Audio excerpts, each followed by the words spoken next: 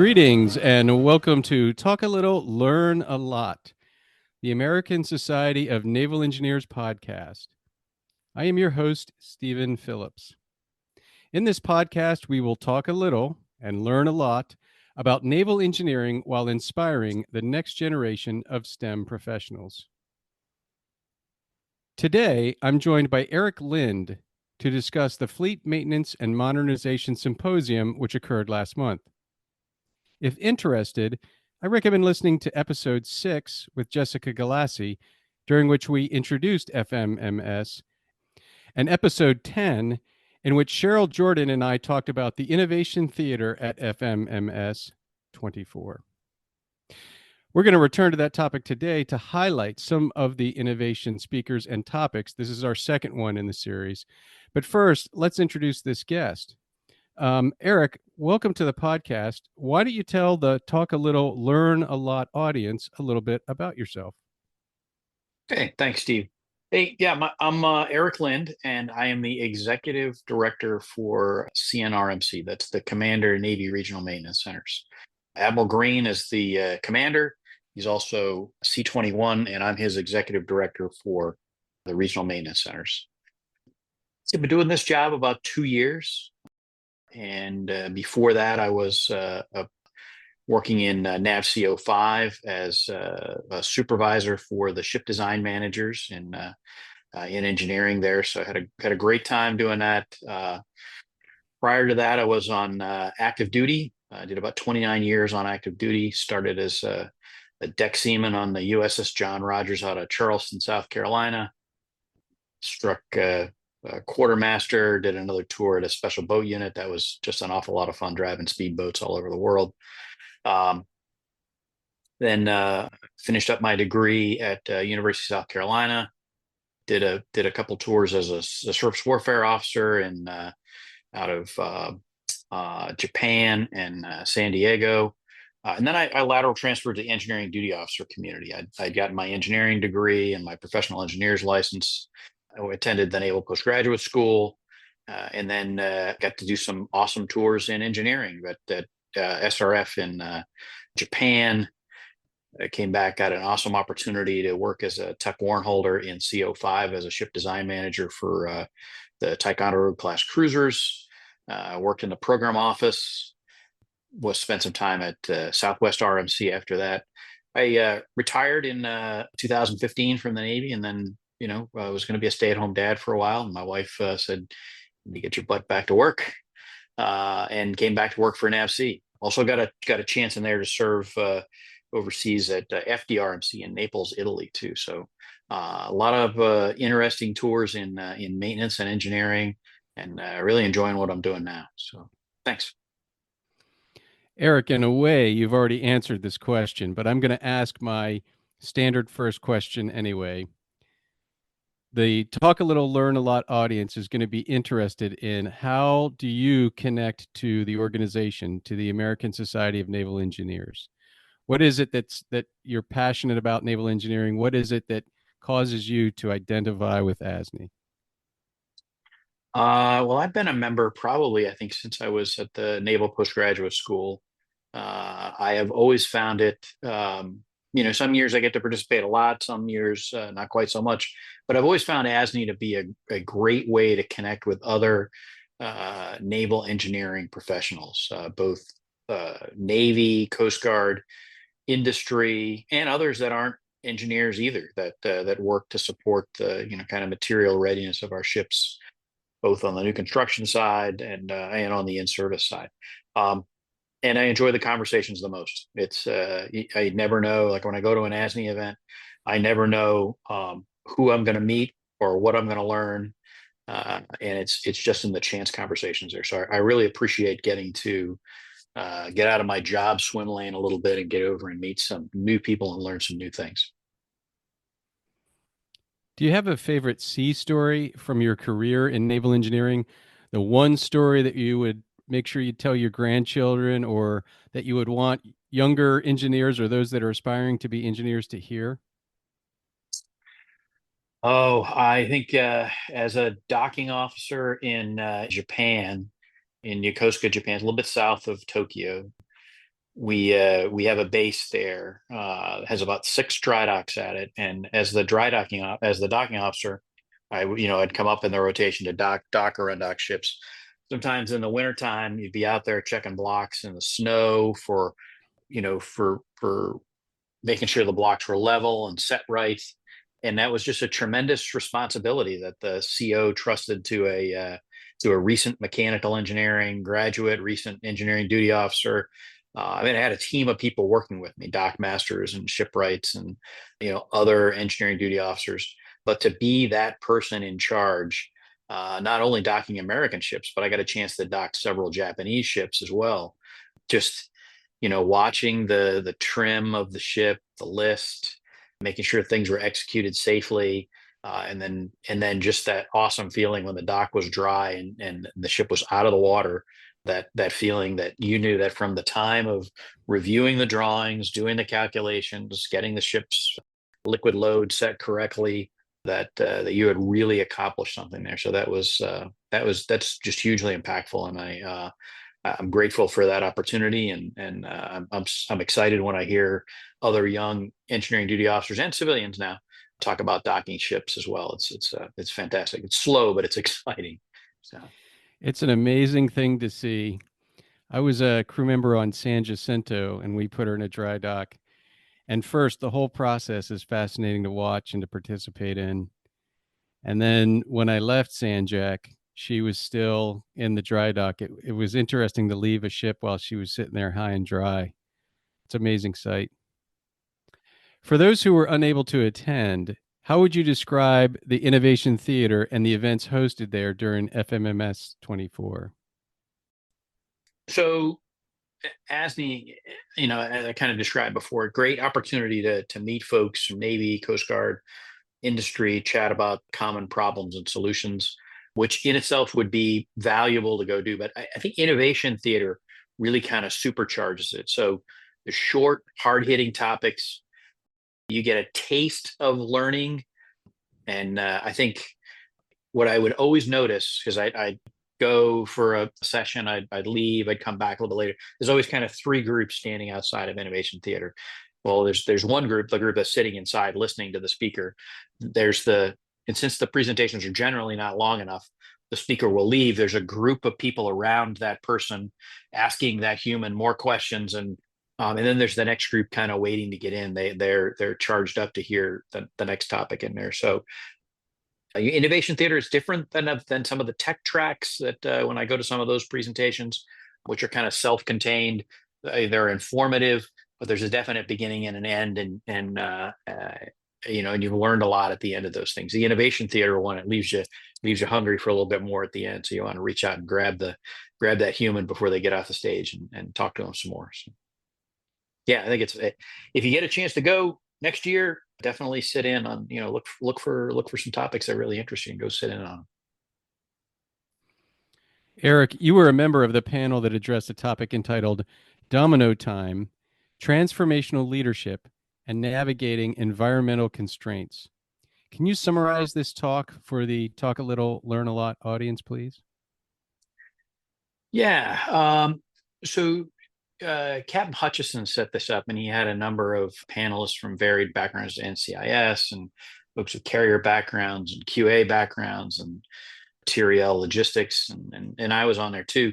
And he would he kind of set us up to tell a few little vignettes about leadership opportunities, things we'd learned, tricks we'd kind of learned in the process of what we think made us successful as we went on. And so each of us kind of gave 1 or 2 examples, and then we took some questions from the audience about that style of leadership and how those tools kind of work. So I think it was worthwhile. I mean, I learned a lot just listening to the people around me. It's always good to have another arrow in your quiver for how to deal with some new situation that comes up. But I took away, most of the audience had a similar, I think they took away a lot from quite a few of the presenters. Have you received any feedback on the topic? Yeah. So sometimes I think that people are reluctant to come up and talk to an SES, but most of it's been positive. I think all of it's been positive. And they appreciated kind of the insight, the personal insight that the leaders up there at the table kind of gave into some of the things where they had seen challenges and how they'd kind of come through them. So and I heard a couple people say, hey, I identified with some of those challenges, and it was interesting to hear how somebody else kind of came through them and learned leadership lessons from them. Do you have a favorite panel or speaker from the symposium that you would like to highlight? So I think all of the keynote speakers were really good. The Admiral Green, Admiral Wolfson team up there it was really good to hear them kind of play off each other and give a fleet and a NAVC perspective on stuff.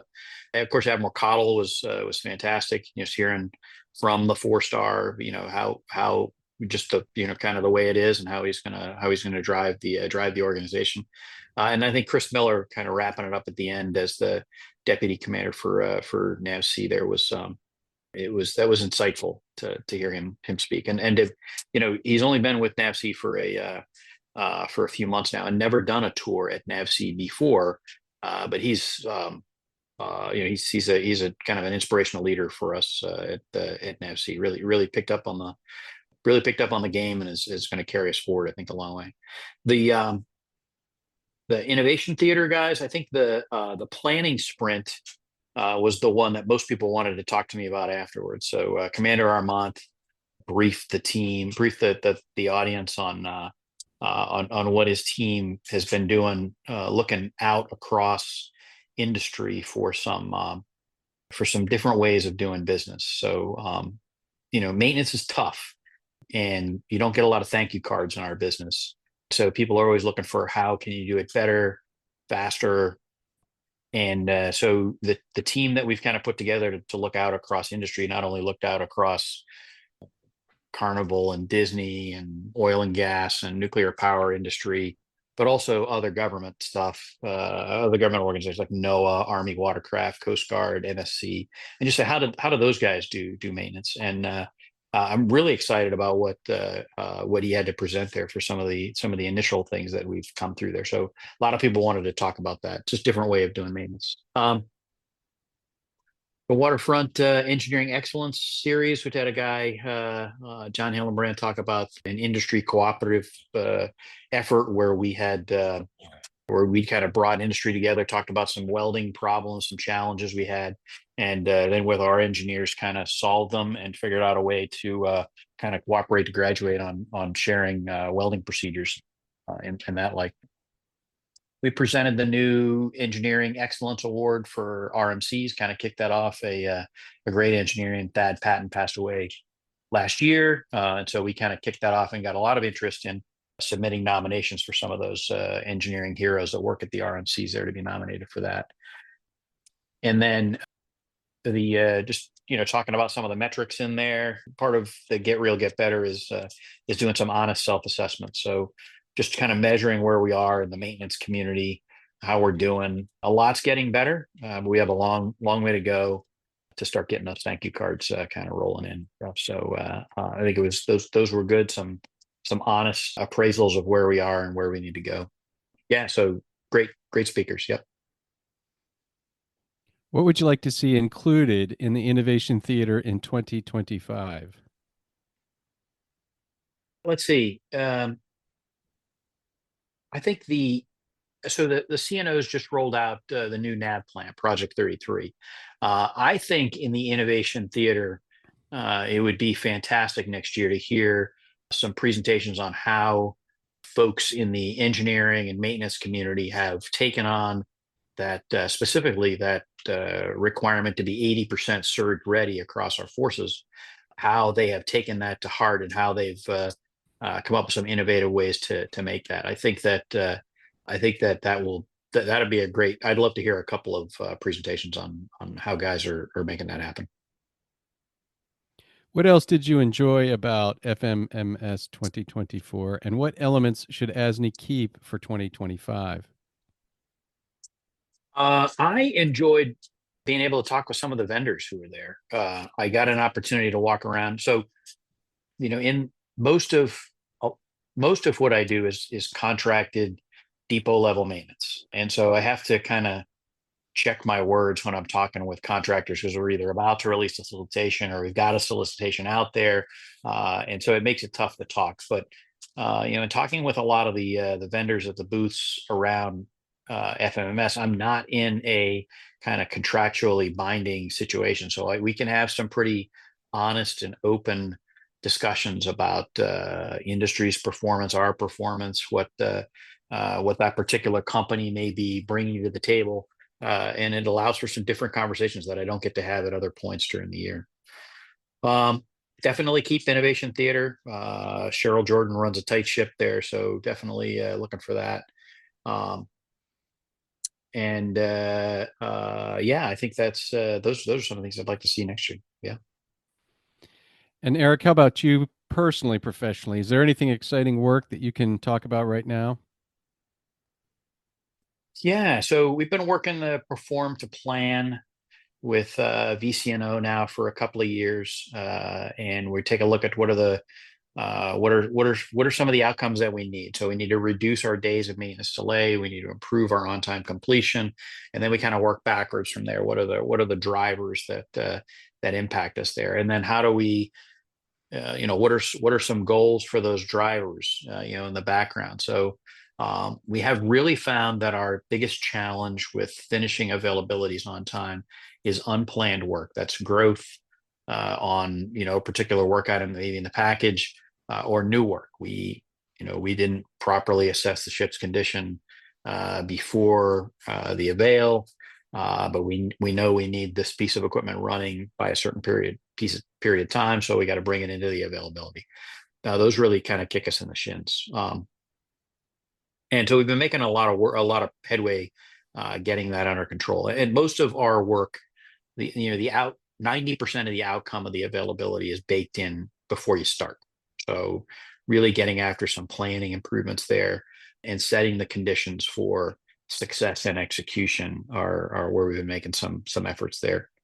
Specifically, we're starting to roll out a policy that we've agreed to with type commanders about limiting that unplanned work in an availability. So we've done a lot of research and looked at both at industry and at us, and in our availabilities, when we have more than 10% unplanned work, our ability to finish that availability drops off significantly. So we put out a 12% letter, and that's going to give kind of each project team a budget to work with. And once you kind of work through that budget during the availability, if you work through it, now you've got a pretty high bar to cross, because you're putting the completion of that availability at risk if you want to take on more work. So it's training our teams to look a little bit differently, that we don't want to make perfect the enemy of good enough. Every availability, you can't be kind of like new or better coming out of it.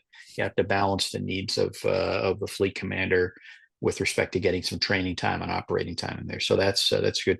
The planning sprint, what Commander Armont briefed during Innovation Theater, that's huge. We spent 13 weeks looking out over, just wrapping it up now, looking out over industry.